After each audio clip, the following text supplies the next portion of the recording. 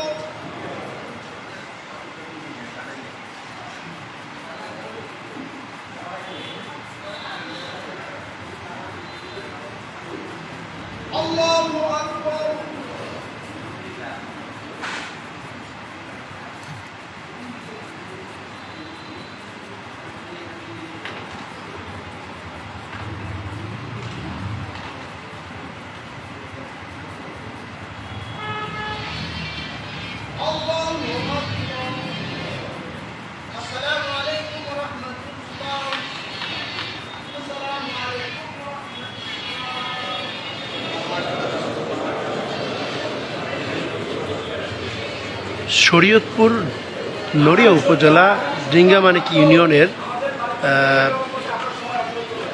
বীর মুক্তিযোদ্ধা জনাব AK-M ফজলুল হক মালের নামাজের জানাজা সম্পন্ন হলো। এর আগে আমরা তার গার্ড অফ অনারটি আমরা প্রচার করেছিলাম।